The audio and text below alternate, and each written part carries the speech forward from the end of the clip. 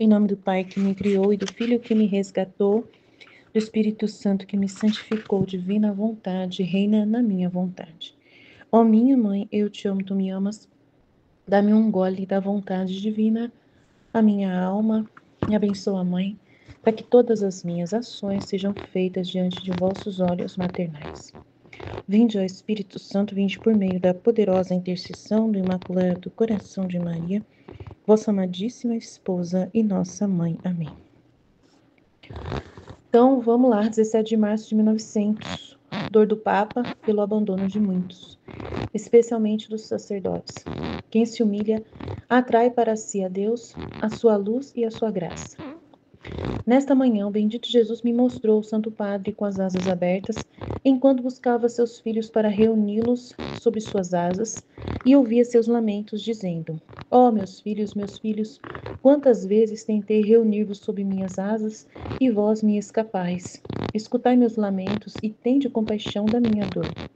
E enquanto dizia isso, chorava amargamente. Parecia que não eram apenas os leigos que se afastavam do Papa, mas também os sacerdotes, e estes causavam ainda mais dor ao Santo Padre. Quanta pena causava ver o Papa nesta situação. Após isso, vi Jesus que fazia eco aos lamentos do Santo Padre e acrescentava: Poucos são os que permanecem fiéis, e esses poucos vivem como raposas encolhidas em suas tocas. Tem medo de se expor para tirar seus filhos da boca dos lobos. Falam, propõem, mas são tudo palavras lançadas ao vento, nunca se concretizam. Após dizer isso, ele desapareceu. Pouco tempo depois, retornou. Na presença de Jesus, sentia-me completamente aniquilada em mim mesma. Vendo-me assim, aniquilada, ele me disse: Minha filha, quanto mais te rebaixas em ti mesma, mais me sinto atraído. Ai, não entendi agora. Mas me sinto atraído a me inclinar em direção a ti e a te preencher com minha graça. Eis porque a humildade é precursora da luz. Então, a gente vê aqui, né, a conversa do Papa, né? Ó, meus filhos, quantas vezes tentei. Né, o Santo Padre estava com as asas abertas enquanto buscava seus filhos para reuni-los sob suas asas. E ouvia seus lamentos, dizendo: Ó, meus filhos, quantas vezes tentei reunir-vos sob as minhas asas e vós me escapais. Então, até os sacerdotes faziam isso. E Jesus falava que poucos são os que permanecem fiéis desses padres, né? Poucos vivem como raposas encolhidas em suas tocas e têm medo de se exporem para tirar seus filhos da boca dos lobos. Falam, propõem, mas são todas palavras lançadas ao vento, nunca se concretizam.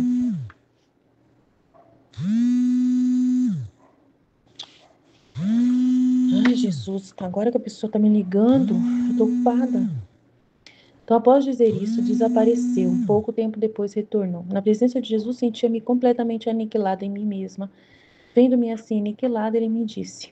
Então, assim, a gente está vendo a situação da igreja, em vários momentos da igreja se passou, não foram só esse que a gente está vivendo agora, que está tendo essa revolta aí de pessoas tradicionalistas, está bem feio o negócio. Depois desse vídeo do José Eduardo, nossa, eles estão se sentindo, o pessoal, né, super atacados. Estão dizendo que ele falou altas mentiras sobre o Marcel Lefebvre lá. E tá uma brigaiada que vocês não têm ideia do como sacudiu, assim, bastante o Brasil, viu? E o mundo, né? Nessa realidade desse Marcel. Muita gente que é defensor desse padre, desse dom, né, desse bispo. E a situação tá bem complicada. Então a gente tem que rezar muito mesmo pela igreja. E Jesus fala que muitos não permanecem fiéis, né?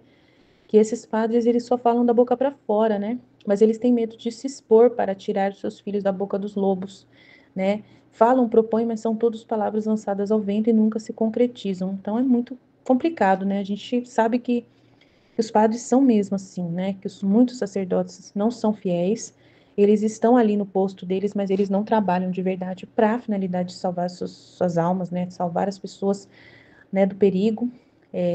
Por exemplo, até o tradicionalismo. Muitos padres não estão nem aí, gente, entendeu? Com o tradicionalismo. Eles falam que isso aí, cada um, que eles não ligam. Tem um padre que ele falou assim, que ele liga. que a maioria dos irmãos padres não ligam. Ele conversa com os padres lá na diocese dele de Brasília e falou que os padres não estão nem aí. Ah, quer ir embora? Que vá. Quer ir lá para a sociedade, lá não sei da onde, do Pio XII, lá do Pio X, que vá. Os padres não fazem isso, de propor, de falar, né, de lutar para tirar os seus paroquianos da boca dos lobos, né, que são as pessoas que estão levando eles para essa revolta contra a igreja, para esse cisma. Então, os padres não estão nem aí. Então, aí ele falou, eu já me importo, porque tocou nas minhas ovelhas. E eu estou fazendo vídeos a respeito de esclarecer isso para os meus paroquianos e para quem quiser. Eu estou fazendo aqui na internet. E aí, infelizmente, muitos padres, ele disse que não estão nem aí. Pode ir, quer ir embora, vai. E é justamente o que Jesus está dizendo aqui, né? Aí depois, na presença de Jesus, sentia-me completamente aniquilada em mim mesma.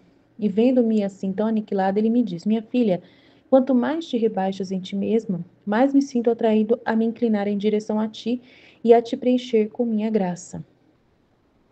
Eis porque a humildade é a precursora da luz. Então, essa aniquilação da Luísa é importante. Ele fala que quanto mais ela se rebaixa, né, mais ele se sente atraído. Então, para nós é a mesma coisa, né? A gente se colocar no nosso devido lugar, né? Do nada que somos e nunca se achar melhor do que ninguém, nunca se ensoberbecer, né? Se envaidecer, né? De forma alguma, sempre também nos colocar no nada que somos, para sempre nos lembrar do nada que nós somos, né?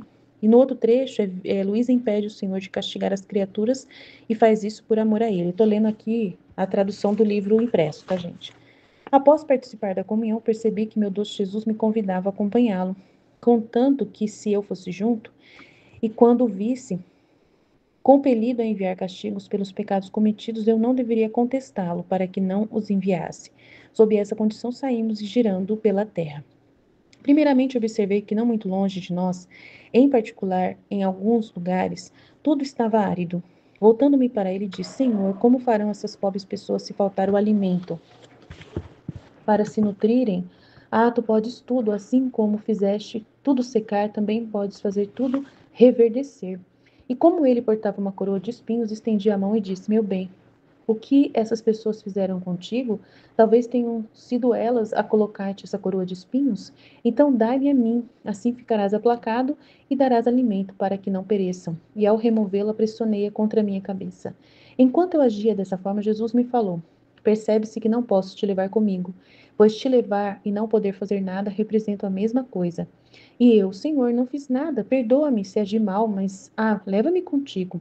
E ele, o teu modo de agir me imobiliza de todos os lados. E eu, não sou eu que faço isso, és tu mesmo que me fazes agir deste modo.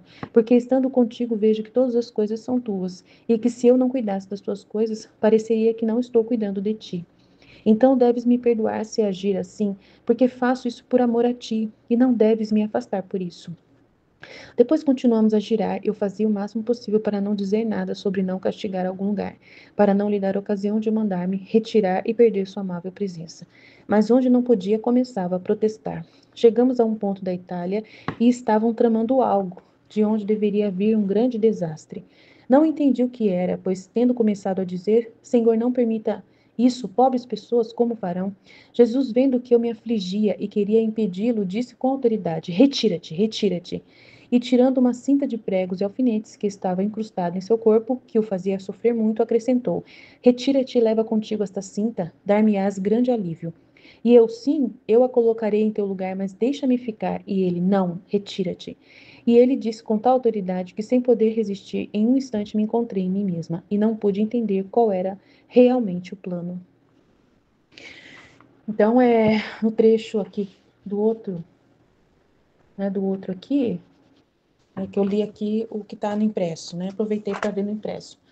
Aí eu vou no normal aqui, peraí, deixa eu...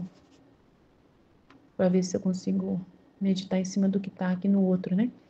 Tendo recebido a comunhão, via meu doce Jesus que me convidava a sair com ele, mas com o pacto de que, ao ir junto com ele, onde eu via que Jesus estava obrigado a mandar castigos pelos pecados, não devia discutir com ele para que não os mandasse. Com esta condição, saímos percorrendo a terra. Em primeiro lugar, comecei a ver não muito longe de nós, especialmente em certos pontos, tudo seco. Então, me dirigindo a ele, disse, Senhor, como farão estas pobres pessoas? Então, achei interessante, né? que ela é muito persuasiva, né? Ela sabe muito bem falar com Jesus direitinho. Muitas vezes ela sabe falar certinho com ele quando tá junto com ele, né? Mas quando ela tá longe dele, ela só fala disparates. Mas quando ela tá com ele, ela é super iluminada. Daí ela fala: Não sou eu que faço assim, és tu mesmo que obrigas a fazer assim. Porque ao encontrar-me contigo, vejo que todas as coisas são tuas, e se não tomar cuidado das tuas coisas, parece-me que viria a não tomar cuidado de ti.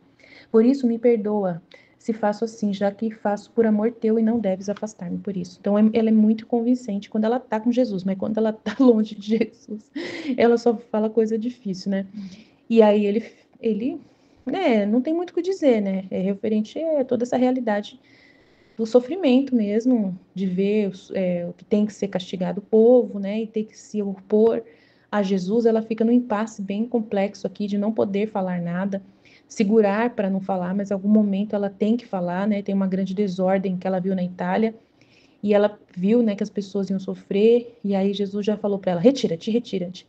E tudo é Jesus, né? O que a gente percebe é que tudo é Jesus. Tudo é Jesus. A culpa é de a culpa sempre de tudo que acontece é de Jesus. Sempre é Jesus. A seca é Jesus, né? A revolta que está acontecendo na Itália é Jesus, né? Fazendo um convênio que devia causar uma grande desordem. Então era o governo da Itália, né? Fazendo um convênio que devia causar uma grande desordem. Então, né? Então sempre é Jesus, tudo é Jesus. Então o que eu acho interessante é que a gente acaba percebendo que tudo é Jesus e que a gente sabe que ele está no comando de todas as coisas que acontecem na Terra. Então são verdades que fixam em nós para que a gente possa ter essa firmeza, né, de que quem manda na Terra em todos os segundos, em todos os momentos, em todas as circunstâncias é Jesus, né? Tudo ele tem um controle, tudo ele pode amenizar, tudo ele pode fazer parar, né? Ou tudo precisa se deixar acontecer porque tem um bem para aquilo. Então, o castigo é sempre um bem para nós, né? Então, é muito interessante. E ela, como alma vítima, trabalha incansavelmente nessa situação, né? Tentando segurar a boca para não falar, tadinha, mas seja feita a vontade de Deus, né? Deixa ela ali viver a sua missão de vítima, né? Na hora que precisa falar, que ela não aguentar, é Deus mesmo nela que movendo ela, ela disse, né, acaba querendo cuidar das coisas dele mesmo. E Jesus sempre usando dela, né, mandou ela levar a cinta para poder aliviá-lo, amém? Então é isso que eu posso dizer hoje, amém? Jesus, eu confio em vós, fit, fit, fit. Em nome do Pai que me criou, do Filho que me resgatou, do Espírito Santo que me santificou. Divina vontade, reina na minha vontade. Minha mãe, eu te amo e tu me ama. Dá-me um gole da vontade divina para minha alma. Me abençoa, Mãe, para que todas as minhas ações sejam feitas diante de vossos olhos maternais. Amém. Livro do Céu, volume 3, 17 de março de 1900. Dor do Papa, humildade.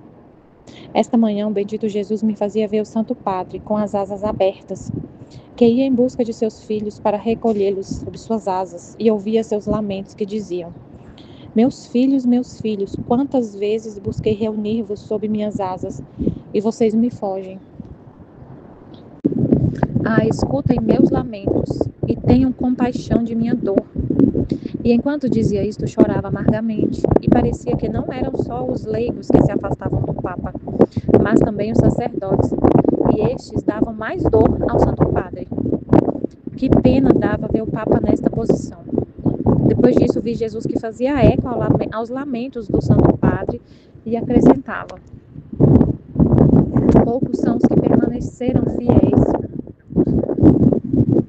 E estes poucos vivem como raposas escondidas em suas próprias cavernas.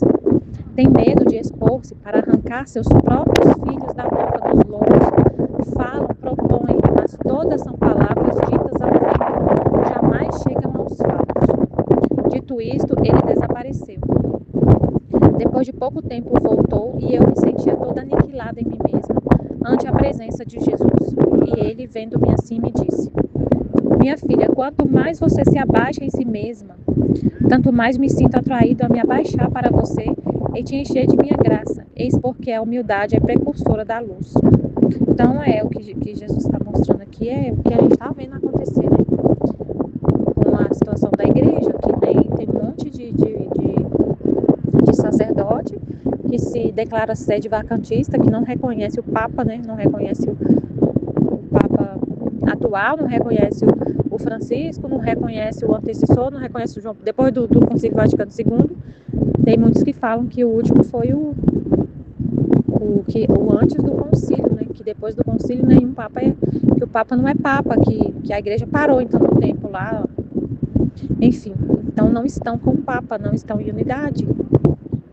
Ou outros, como aí o padre José Eduardo veio trazer essa realidade, né, da fraternidade São Pio X, que é a assim, como o padre de Brasília, aquele que que o pessoal fala muito dele aqui em Brasília, que ele se declarou esse ano, né, que ele faz parte da fraternidade São Pio X. Tem um vídeo antigo dele falando da fraternidade, e ele falou que os tradicionalistas assim mesmos, os que são muito assim, oficialmente tradicionalistas, os lefebrianos, né, que seguem lá aquele padre lá, que o padre José Eduardo falou. São os lefebrianos, eu não vou lembrar o nome de todos que ele falou, mas os lefebrianos. E que eles, tipo, é o raiz, né? A raiz ali do tradicionalismo. Que ele foi para essa fraternidade, essa fraternidade por São Pio X. Então tem e aí ele falou que eles não são sede-vacantistas, que ele falou, não sei, que eles reconhecem que o Papa Leão XIV é o Papa, que é o que agora, na época era o Francisco, que ele era o Papa, mas não concordam com o que ele fala, e criam lá, e o padre Eduardo falou lá, explicou, né, o que está lá nos documentos lá da Fraternidade São Pio X, totalmente como se fosse outra igreja, né, então, aí a gente vê claramente essa situação, mas aí Jesus está falando a dor dele, que os padres, os poucos são os que são fiéis, e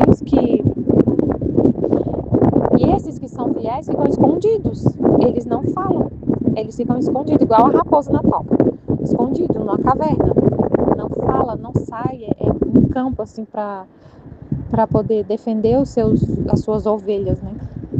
O que seria, Senhor, defender as ovelhas? É falar a verdade, né? Alertar, esse caminho aqui tá errado, vocês estão indo num caminho cismático, tá saindo da unidade da igreja, alertar, né? E aí a gente não vê os padres fazendo isso. Aí eu falei assim, então, Senhor, o padre José Eduardo foi um corajoso, que saiu da toca e falou, né?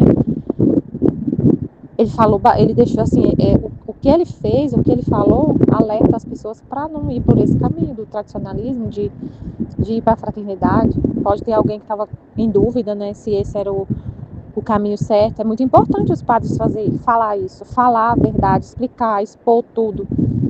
Porque eu lembro uma vez que eu estava há muito tempo, há muitos anos atrás, eu comecei a ir por esse caminho, há muito tempo mesmo, foi em 2011.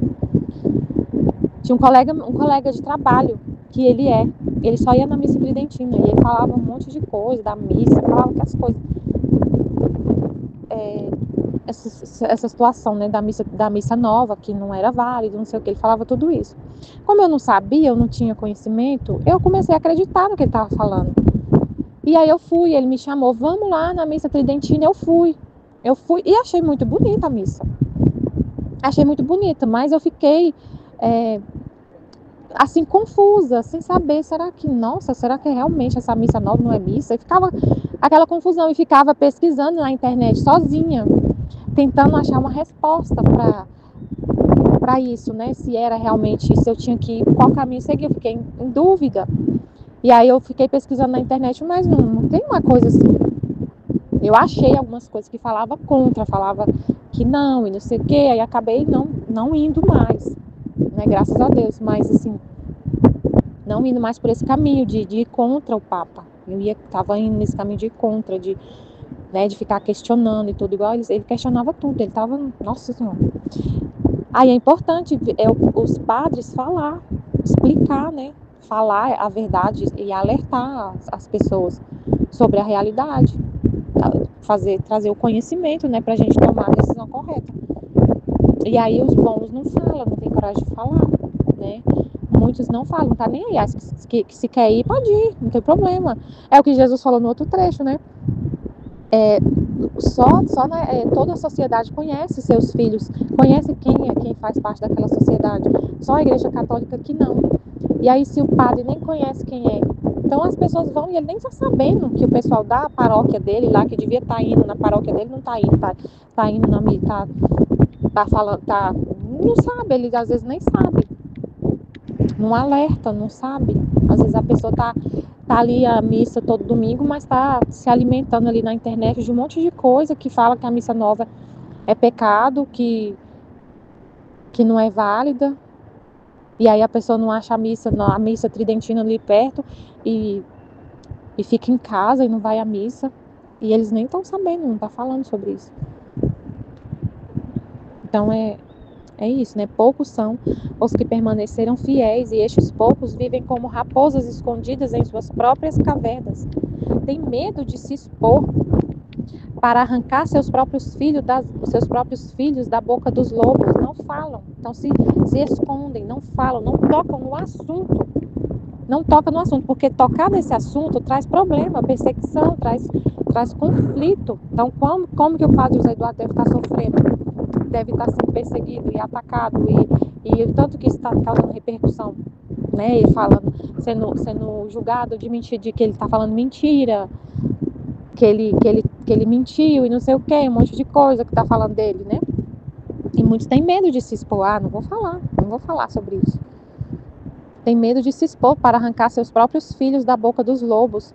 Falam, propõem, mas todas são palavras ditas ao vento, jamais chegam aos fatos. Às vezes fica lá, a gente tem que alertar, mas não alerta, já fica nas palavras, né? Não fala de fato, não chama ali o pessoal e alerta. E alerta, gente, tem muita gente, está acontecendo isso. Chama as pastorais, sei lá, chama o povo e fala nas homilias, faz uma reunião com o pessoal e fala, não sei, né, tipo assim, alerta. Falam, propõem, mas todas são palavras ditas ao vento, jamais chegam aos fatos. Só fala, é muito preocupante essa situação, a gente tem que alertar, mas não alerta. A gente tem que falar, mas não fala. Teria que falar, mas não fala. Não tem coragem de falar, de se expor e falar. Dito isto, ele desapareceu. Depois de pouco tempo voltou e eu me sentia toda aniquilada em mim mesma ante a presença de Jesus. Aqui, por exemplo, eu não vi, eu estava pensando no bispo daqui. Esse padre François, ele é muito influente aqui. A paróquia dele era lotada. Muito mesmo. Muito. A paróquia dele lá na cidade que ele estava antes. Porque o bispo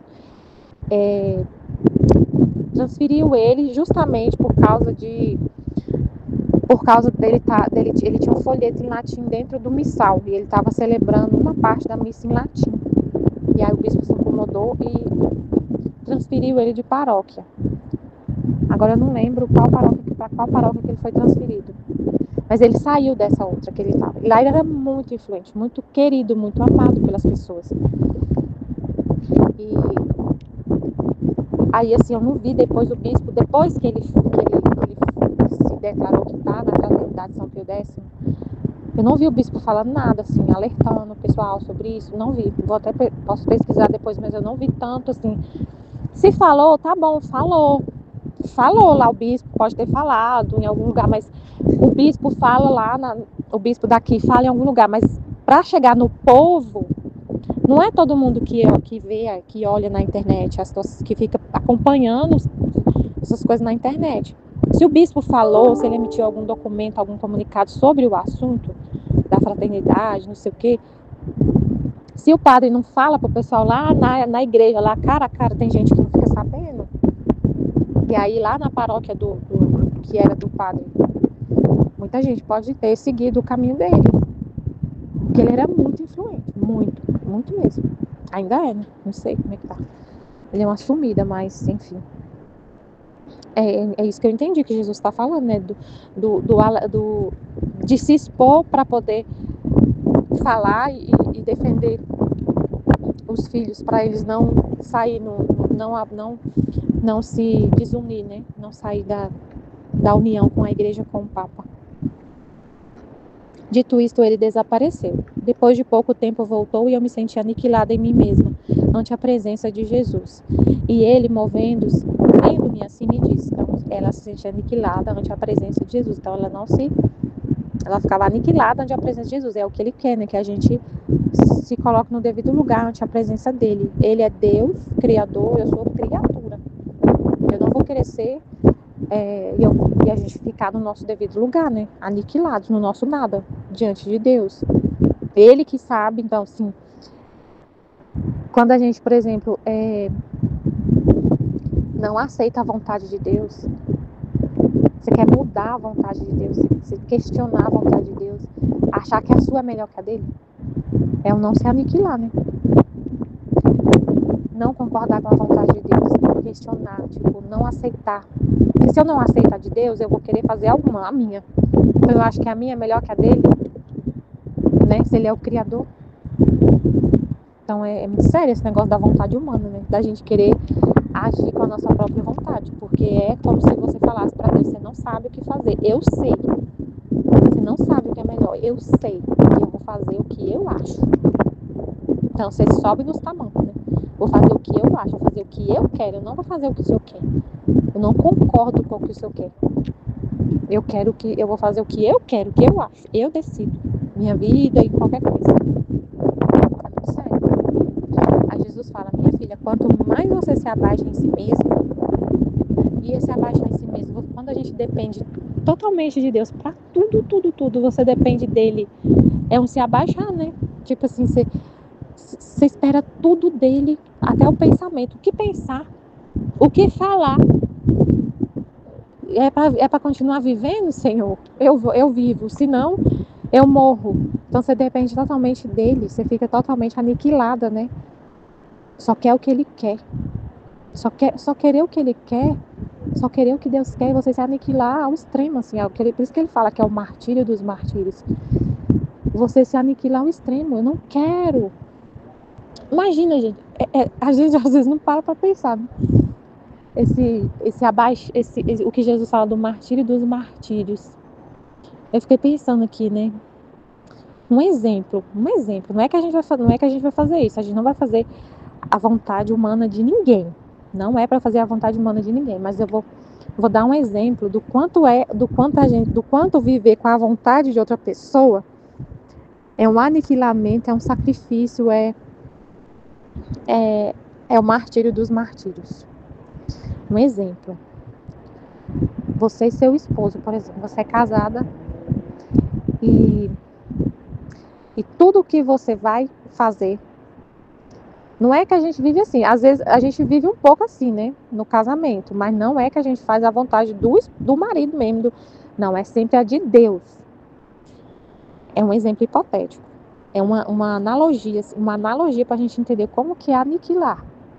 Por exemplo, seu esposo, você é casada, e tudo que você vai fazer, tudo, você pergunta pro seu esposo, você não decide nada sem ele. Você só come o que ele quer que você coma. Você não pensa sozinho, imagina a situação. Você não pensa com sua própria cabeça, tudo é com ele. Você não decide nada. Você vai fazer... Pensa numa pessoa assim, pensa numa esposa assim. Vocês estão, por exemplo, vocês vão viajar. Você não decide nada. Ele decide para onde vai, você não tem direito de falar nada. Você não fala, você não dá opinião. É sempre a dele. Ele decide o dia, ele decide a hora, ele decide o lugar que vocês vão. Se vai comer em algum restaurante, ele decide, você não decide nada. Então você vive totalmente aniquilada, esperando tudo dele. Ele que te dá tudo. Ele que te dá tudo. Você não fala nada, ele que te dá tudo. Você vive totalmente abaixada, aniquilada, assim. Mas não é que mas viver na divina vontade, você vive é só o que Deus quer. Mas não é uma vida assim de escravidão. Porque quando a gente fala de viver com outra pessoa desse jeito, parece ser escrava da outra pessoa, né? Parece ser escrava da outra pessoa, mas com Deus não é assim. Não sei explicar direito, meu Deus.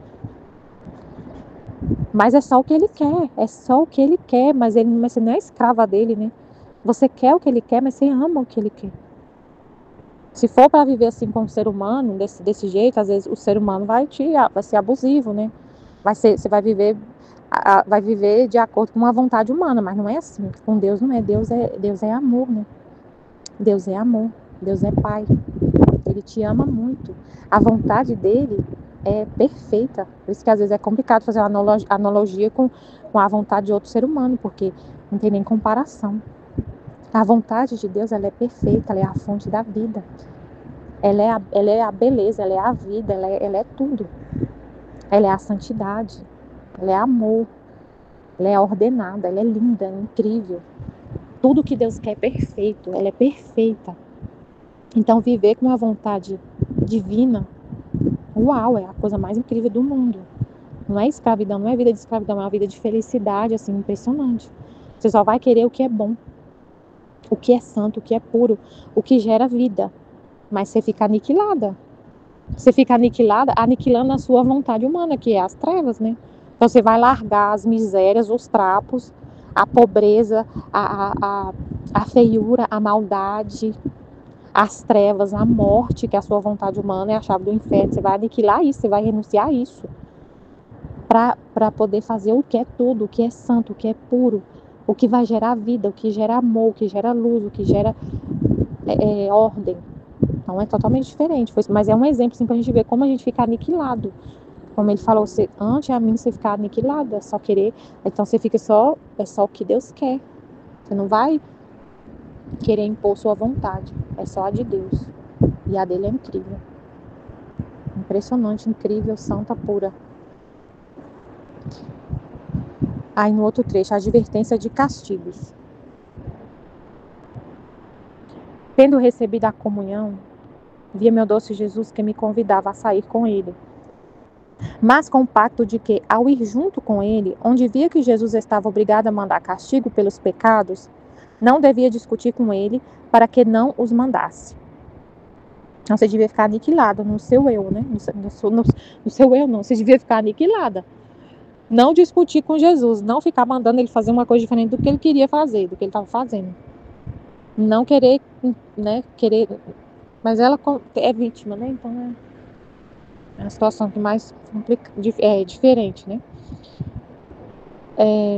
Com esta condição saímos percorrendo a terra.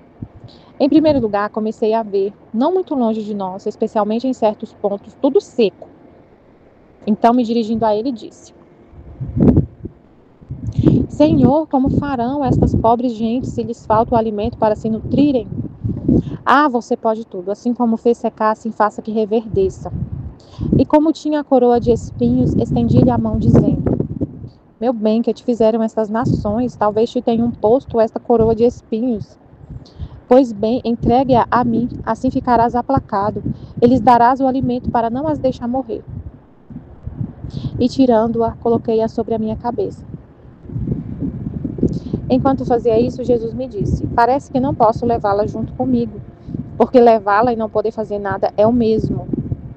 E eu: Senhor, não fiz nada, perdoa-me se achas que fiz mal, mas leva-me juntamente contigo. E ele: O teu modo de agir me ata por todas as partes. E eu: Não sou eu que faço assim, és tu mesmo que me obrigas a fazer assim, porque ao encontrar-me contigo, vejo que todas as coisas são tuas. E se não tomar cuidado das tuas coisas, parece-me que viria a não tomar cuidado de ti mesmo. Por isso deves perdoar-me se faço assim, já que o faço por amor teu, e não deves afastar-me por isso. Em seguida, continuamos a girar. Eu fazia quanto mais podia para não lhe dizer nada de que não castigasse em alguns pontos, para não lhe dar ocasião que me mandasse retirar, e assim perdesse sua amável presença. Mas onde não podia começar a discutir com ele? Chegamos a um ponto da Itália onde estavam fazendo um convênio que devia causar uma grande desordem, mas não entendi o que era, porque tendo começado a dizer: Senhor, não permita, pobre gente, como farão? Vendo Jesus que eu me afanava e queria impedi-lo, disse-me com império: Retira-te, retira-te. E tirando uma cinta de pregos, de alfinetes que tinha encaixado em seu corpo, que o fazia sofrer muito, acrescentou: retira-te e leva esta cinta contigo, assim me aliviarás muito. E eu, sim, eu a porei em teu lugar, mas deixa-me estar contigo. E ele, não, retira-te. E eu disse com tal império que, não podendo resistir, em um instante me encontrei em mim mesma e não pude entender qual era aquele convênio. Então ela sempre estava ali, né, nesses trechos, não concordando com a justiça, né? Aí esses trechos sempre eu fico pensando, meu Deus, a gente não faz isso, mas é porque a gente não tem a gente não fica assim diante de Jesus, né? A gente sabe que a gente lê isso aqui e entende que ele está por trás de tudo. De tudo. De tudo que está acontecendo, que aconteceu, que está acontecendo na Terra, que vai acontecer, ele está por trás de tudo. Ele está permitindo. Se ele quisesse, ele tem poder para parar tudo. Para parar tudo. Igual ele fez lá na Valtorta, um milagre lá que os caras estavam para se matar e as armas caíram no chão espedaçadas, como no vidro. As armas lá, as facas. Então a gente sabe que ele tem poder para fazer qualquer coisa. Para parar tudo. Ah, tá. Ameaça de bomba nuclear, ele tem poder para desativar todas com uma palavra. Então a gente sabe que ele está por trás de tudo. Mas a gente fica assim, mas como ele fala tanto assim que ele explica tanto sobre a justiça, qual o propósito, né? A gente entende, tipo assim, entende que os castigos é amor, que a justiça vem para poder corrigir o homem, para retornar à ordem da criação. A gente fica tão assim com a vontade dele, sendo a nossa, que ele quer que o homem retorne à ordem primordial da criação. Que foi para isso que ele criou o homem, para viver com a vontade divina, né? E a gente quer a mesma coisa, a gente quer que o homem viva com a vontade divina, a gente quer o mesmo que Deus quer. Você não quer nada diferente dele. Então isso fica tão forte no nosso coração, lendo o livro do céu, ouvindo tudo que Deus fala. A gente toma posse da vontade dele, que quer que o homem retorne à ordem da criação, que viva com a vontade divina. E aí ele explica que para isso o homem tem que ser corrigido, porque ele está indo no caminho errado, está indo no caminho totalmente oposto. E o que Deus está permitindo, a gente entende que a vontade de Deus é tão santa, tão santa, tão santa, que a vontade dele está permitindo o que está acontecendo, e que a vontade dele só produz vida. A vontade dele só produz vida, não produz morte, não produz nada que seja ruim. A vontade dele é a fonte da vida. Então, se ele quer, ou se ele está permitindo, se é a vontade querida ou é a vontade permissiva de Deus, por causa do conhecimento que ele revela, que a gente toma posse, que a gente medita, que a gente toma, se apossa desse conhecimento, a gente pensa, não é ruim o que Deus está fazendo. A gente entende, é ele que está fazendo e tudo que ele faz é bom, tudo que ele faz é santo. A gente não fica olhando o exterior dos atos de Deus, mas o interior. Você não olha só o exterior, que a pessoa está sofrendo, você está vendo a pessoa passando fome. Mas você vê o propósito daquilo. Você sabe que Deus está permitindo aquela fome aqui, que passa. Vai ser uma fome que passa, que vai passar, é do estômago, é do corpo. Para poder a pessoa ter a vida eterna. Para a pessoa ser saciada eternamente por Deus. Para ela não ter fome de Deus depois. Ela está passando, às vezes, fome aqui na terra, está passando essa privação do material para o corpo, mas para ter a salvação eterna, para ser saciada por Deus eternamente. E a gente entende assim, a vida aqui é um instante só, é um instante comparado com a eternidade. A gente sabe por que Deus está permitindo isso, esse sofrimento, e você concorda com ele. Então, a gente não fica assim, pedindo para Jesus, não faz isso, não faz isso. Não faz isso com a pessoa. É difícil, não é fácil você ver a pessoa sofrendo. Não é. Jesus sofre, a gente também sofre. Mas você não fala, não, Senhor, não faz isso não. Não, isso não faz isso, não faz. Você não fala isso. Mesmo sofrendo, a gente aceita. Porque a gente tem a mesma vontade dele. Ele quer salvar. Ele não está querendo machucar a pessoa. Ele quer salvar, ele quer santificar, ele quer curar, ele quer santificar. Ele é um médico que ele vê que a doença é muito grave e que o remédio precisa ser amargo. Ele é um médico que vê que às vezes tem que amputar uma perna. O médico, quando ele vê que o paciente está com uma ferida na perna que é tão grave, ele não tem dó de amputar. Ele não tem dó, não. Ele amputa a perna, ele é frio. O médico, ele age friamente. Ele não fica com dó do paciente. Se ele tiver dó, ele não pode ser médico. Tanto que o médico estuda muito, tem que ter... A minha sobrinha estava falando que ela estava fazendo aula de anatomia e a professora fica na cabeça deles falando como que eles têm que lidar com o corpo humano. Não pode, elas já cortam, assim, os comentários, assim, dos alunos que acabou de chegar na faculdade. Tipo, se você ficar... Não lembro exatamente o que ela falou, mas assim... Ela já corta logo todo tipo de pensamento que não seja, assim, puramente estudar o corpo humano e fazer o que tiver que ser feito para curar a pessoa. Você está curando. Você tem que agir friamente. Se o médico ficar com pena do paciente, ele não vai cortar a perna. Mas se não cortar a perna, o corpo inteiro vai ficar doente. Então, se Deus não permitir que aconteça um castigo aqui na terra, a pessoa pode ficar eternamente doente, morrer eternamente, ter a morte eterna. Então, a gente pensa em tudo isso e chora junto com ele, mas não fica se opondo à justiça, porque ele explicou muito, muito sobre a justiça para a gente entender e ficar com ele, né? Então é isso. Amém, Fiat Jesus. Eu confio em vós. Amém. Em nome do Pai que me criou, do Filho que me resgatou, do Espírito Santo que me santificou. Divina vontade, reina na minha vontade. Ó minha mãe, eu te amo, tu me amas. Dá-me um gole da vontade divina, minha alma. Dá-me tua bênção, mãe, para que todas as minhas ações sejam feitas diante de vossos olhos maternais. Divina vontade, reina na minha vontade. Eu não sou nada, Deus é tudo, Pai, eu te amo. Ai, desculpa aí a voz aí. Eu tô pegando uma gripe feia. Adoeci. Todo mundo aqui em casa. Minha filha também adoeceu. Pegou gripe. Teve jeito não, né? Porque eu tava tossindo muito, né? Ela acabou pegando de mim. Aí tô recuperando ainda da gripe. Então é dor do Papa, humildade. Esta manhã, o bendito Jesus me fazia ver o Santo Padre com as asas abertas, que ia em busca de seus filhos para reconhecê-los sob suas asas. Eu ouvia seus lamentos que diziam: Meus filhos, meus filhos, quantas vezes busquei reuni-vos sobre minhas asas e vocês me fogem. Escutem meus lamentos e tenham compaixão da minha dor. Enquanto dizia isto, chorava amargamente. Parecia que não eram só os leigos que se afastavam do Papa, mas também os sacerdotes, e esses davam mais dor ao Santo Padre. Que pena dava ver o Papa nesta posição.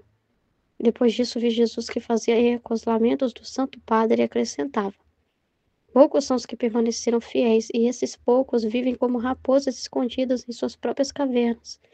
Tem medo de expor-se para arrancar seus próprios filhos da boca dos lobos. Falam, propõem, mas todas são palavras ditas ao vento, jamais chegam aos fatos. O dito dele desapareceu. Depois de pouco tempo voltou e eu me sentia toda aniquilada em mim mesma, ante a presença de Jesus, e ele vendo-me assim me disse: Minha filha, quanto mais você se abaixa em si mesma, tanto mais me sinto atraída a me abaixar para você e te encher de minha graça. Eis porque a humildade, Eis porque a humildade é a precursora da luz. É muito complicado, né? É muito forte, né? Essa visão do Papa, assim, como um, um pai, né? E os filhos ali que deveriam estar debaixo de suas asas, né? Da Santa Igreja, do magistério, daquilo que foi Jesus que instituiu, né? E, e reconhecer o Papa, né? A legitimidade do Papa, reconhecer o rito, né? Que hoje é presidido na missa, a missa nova, como ela é feita, que ali reza, a forma que reza a missa, reconhecer o Concílio Vaticano II, não ficar só olhando para os defeitos, né? Entender que defeitos são de pessoas erradas, com intenções erradas, mas que Deus está acima de tudo isso, né? Que é Ele que dirige a igreja. O Espírito Santo está acima de tudo isso, né? Que tem um propósito. Confiar, que Jesus deixou bem claro, né? A igreja, o que a igreja representa, né? E que nada vai poder, que as portas do inferno não vai ali ultrapassar, que não vai, pode chacoalhar, né? Mas não vai derrubar, porque Deus está acima. Então era para estar com a igreja nas tempestades também, tá? Em todos os momentos, né? A igreja, né, passou por várias crises, vários movimentos estranhos que surgiram ao longo dos anos, né? Você for estudar a história da igreja, você vai ver vários movimentos estranhos que aconteceram de apostasia, né? De grupos que começaram a causar cisma na igreja. Teve vários cismas de pessoas que começaram a vir com as ideias esquisitas, né? Como o gnosticismo é um deles, tantas outras correntes. E ali teve santos, padres da época levantados por Deus para combater essas heresias, né? Que teve coragem de falar e de defender a igreja, que não se acovardou. Então a igreja passou por muitas tempestades. Essa aqui é outra, né? É que a gente está vendo principalmente essa questão aí do tradicionalismo, desse bem forte, assim, bem contra, né? Bem, como que eu posso dizer? Esse tradicionalismo aí bem esquisito aí, né? Porque tem o seguir a tradição, mas tem um tradicionalismo que está se tornando um cisma, né? E que eles estão indo contra o catecismo, estão indo contra a missa nova, estão indo contra tudo, né? Então tem esses grupos de sede vacantistas, eles não mais têm o Papa como Papa, então essa missa que fala o nome do Papa, que reza pelo Papa, eles não reconhecem, eles reconhecem a missa de tal época, então eles mesmo fazem a sua própria missa, padres, né, que defende isso, que se posiciona contra isso, bispos, cardeais que brigam com o Papa lá, e se posiciona a favor disso, né? E que acha que dá certo consertar, né? Ter que corrigir o Papa dessa forma, né? Então a gente tá vendo essa realidade hoje também. Então são pessoas que estão saindo debaixo das asas, né? Não deveriam. Mas o Papa tá buscando reuni-los, né? Mostrando que somos um corpo, mostrar o corpo da igreja, a importância que a cabeça é o Cristo, não é cada um com a sua própria cabeça. A cabeça é o Cristo dessa igreja, né? E tenta chamar eles de novo, né? Mas muitos estão saindo. E aí fala que parecia que não eram só os leigos que se afastavam do Papa. Então não é só as pessoas comuns assim, mas tinha sacerdotes também. Então, que eram contra, né? Que ia estudar lá e ver as coisas erradas lá, também no concílio, coisas que eles não concordavam. Tá tendo muita. A liturgia tá tendo muita. Como abriu-se muito. Tá acontecendo também muitas ações antilitúrgicas, né? Muitos abusos litúrgicos. Aí eles ficam vendo só os problemas e pronto, e perde a fé no espiritual, no sobrenatural que está acontecendo ali, e ficam só na visão humana, né? Eles viram trevas e levam pessoas também com eles, né? Eles ficam estudando essas coisas, ficam com a cabeça virada e também levam pessoas a se revoltar junto, que amam muito esses padres, que acreditam em tudo que eles falam, né? Então, assim, que se volta também contra, né? Aí esses padres, esses formam grupos, né? E, tipo, e as pessoas começam, eu não vou mais pra missa. A missa, se não tem uma missa tridentina perto de mim, então eu não vou. Então só vale tal missa, só vale de tal forma. E eles começam a pôr um monte de regra, né? E falar assim, olha, a missa nova não respeita isso, não respeita aquilo, não respeita aquilo outro. Então nós temos que fazer do nosso jeito. Isso faz a comunhão espiritual mesmo, que essa comunhão aí não é válida. E começa assim a ditar regras e as pessoas que são apaixonadas por esses padres, né, acreditam mesmo neles, né, porque eles realmente têm a santidade da santidade e elas são capazes de ir contra o próprio Papa, contra o magistério facilmente, né, colocando eles acima, né. E se está na desobediência já é um sinal muito grande de falta de Deus, né. A desobediência, a perturbação, isso aí já são sinais muito grandes já de erro, de apostasia, né. Então é muito triste essa realidade. E muitas pessoas estão caindo nessas correntes, então são leigos que estão se afastando, ovelhas que estão saindo dessas asas da igreja, né. E é uma triste realidade. E aí, Jesus vai falar, são poucos os que permanecem fiéis, que falam, não, é assim mesmo, vou continuar rezando a missa nova, não tem nada de errado. Sendo fiel ali, o Papa, falar o nome do Papa, o Papa é o Papa legítimo, não tem nada de ser falso Papa, é o Papa e tal, vamos... É só que são poucos os que permanecem fiéis, né? Mas esses poucos, mesmo assim, ele fala que pode concordar, mas também não abre a boca. Poucos são os que abrem a boca, igual um padre Paulo Ricardo, um padre... Aquele padre lá, que eu esqueci o nome agora, que fala muito bem, que que se dá formações muito boas, né?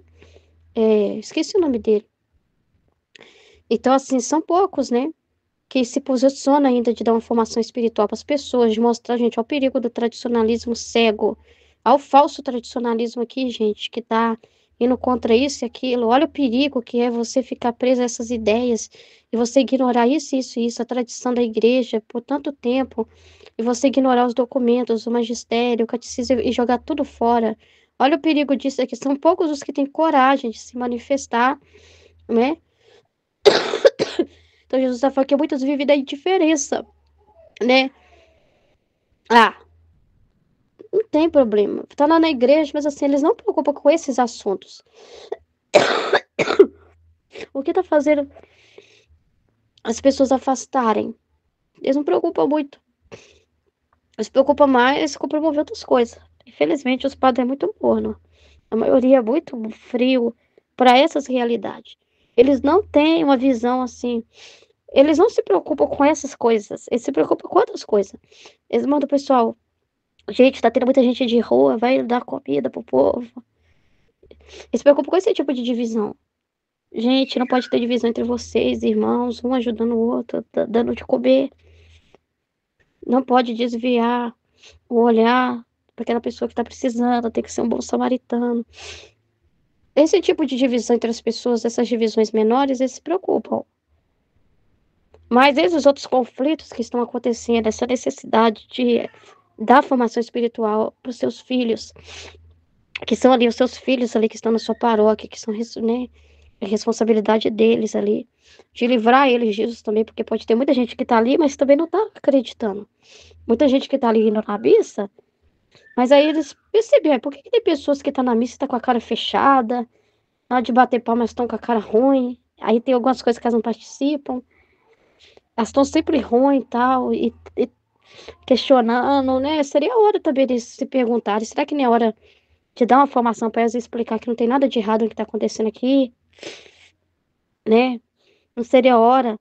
Então, assim, pode ter muitas pessoas já com cisma, a divisão dentro dos seus corações. Estão ali, mas não estão acreditando mais no que está acontecendo ali na igreja. Que estão vendo essas coisas, né? Eu passei por isso, né? Eu tive um período, assim, de crise, assim, de também ficar duvidando da missa. Eu tive um período, assim.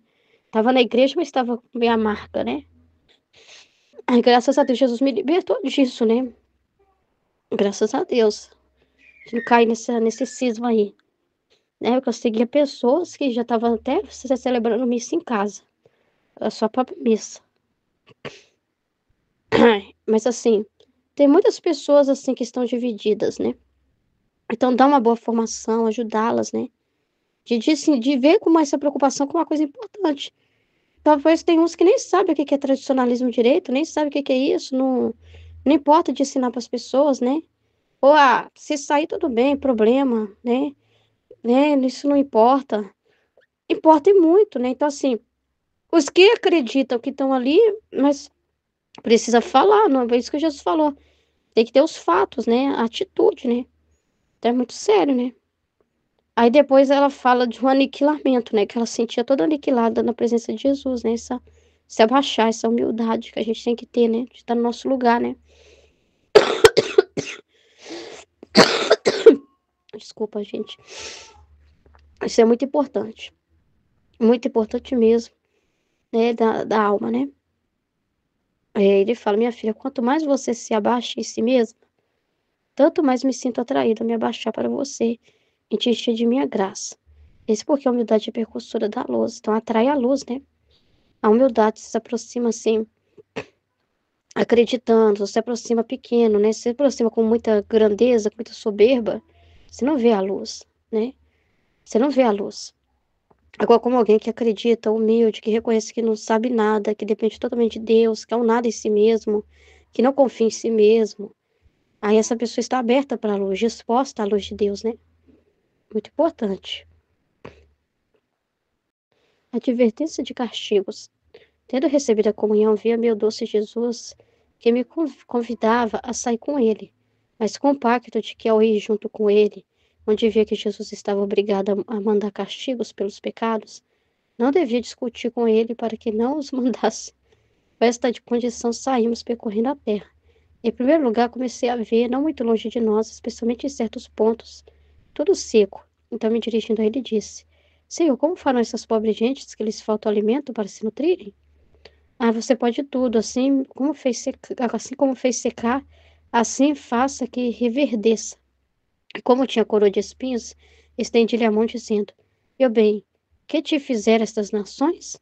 Talvez te tenha posto esta coroa de espinhos, pois bem, entregue a mim. Assim ficarás aplacado e lhe darás o alimento para não deixar morrer. E tirando-a, colocou-a sobre a minha cabeça. Enquanto fazia isso, Jesus me disse: Parece que não posso levá-la junto comigo, porque levá-la e não poder fazer nada é o mesmo. Legal, porque ele queria isso, né? Ele conhece ela, ele sabe. É muito bonito, né? E eu, Senhor, não fiz nada. Perdoa-me se achas que fiz mal, mas leva-me junto contigo. E ele, o teu modo de agir me ata por todas as partes. Não sou eu que faço assim, és tu mesmo que me obrigas a fazer assim. Porque ao encontrar-me contigo, vejo que todas as coisas são tuas. E se não tomar cuidado das tuas coisas, parece-me que me viria a não tomar cuidado de ti mesmo. Olha, gente. Por isso deves perdoar-me se faço assim, já que eu faço por amor teu e não deves afastar-me por isso. Nossa, coragem, né? Diante de Jesus, né? Com a presença dele nela, né? Essas palavras é dele mesmo nela. Essa coragem, né? E é isso que ele queria. É tudo dele, né? O bem, o mal, o castigo ou não. É ele que tá permitindo, né? E ela toma tudo, né? As dores dele. Então, quando é para sofrer, é para sofrer. Quando não é para sofrer, não é para sofrer. É. Mas é muito interessante. Acho muito interessante isso, né? Que ela falou que é tudo coisa dele, né? E se ela não cuidar dessas coisas, ela não tá cuidando dele mesmo. Então é a missão dela mesmo prestar atenção nessas coisas e ver o que precisa. Prestar atenção no que Jesus está mostrando para ela, porque tem uma finalidade aquilo ali, né? E tem algo que ela tem que fazer com aquilo ali que ela tá vendo, né? E cuidar dessas coisas é cuidar dele mesmo, são coisas dele, não tá mostrando coisa das pessoas. Problema das pessoas, né? É dele mesmo, né? É tudo ele mesmo, né? Então é muito interessante, né? Em seguida, continuamos a girar e eu fazia quanto mais podia para não lhe dizer nada, de que não castigasse em alguns pontos. Ela tentou obedecer, né? Para não lhe dar a ocasião de me mandar retirar, e assim perder sua amável presença. Mas onde não podia começar a discutir com ele, chegamos a um ponto da Itália, onde estavam fazendo o convênio, que devia causar uma grande desordem, mas não entendi o que era. Porque, tendo começado a dizer, Senhor, não permita, pobre gente, como farão? Vendo Jesus que eu me afanava e queria impedi-lo, disse-me com império: Retira-te, retira-te. E tirando uma cinta de pregos, de alfinetes que tinha encaixada em seu corpo, que o fazia sofrer muito, acrescentou: Retira-te e leva essa cinta contigo, assim me aliviarás muito. Eu sim, eu a porei em teu lugar, mas deixa-me estar contigo, e ele: Não, retira-te. E o disse com tal império que, não podendo resistir em um instante, me encontrei mim mesma e não pude entender qual era aquele convênio. Então, tem coisas que ela não é para impedir, né? Que Jesus fala: Retira-te justamente para poder castigá-lo, né? E aquilo que era para aliviar, ele dava para ela aliviar, né? Então, ele quer usar ela de vítima, e nos momentos que ele não vier, porque ele não quer, né? Então, é muito interessante, né? É muito interessante. Amém?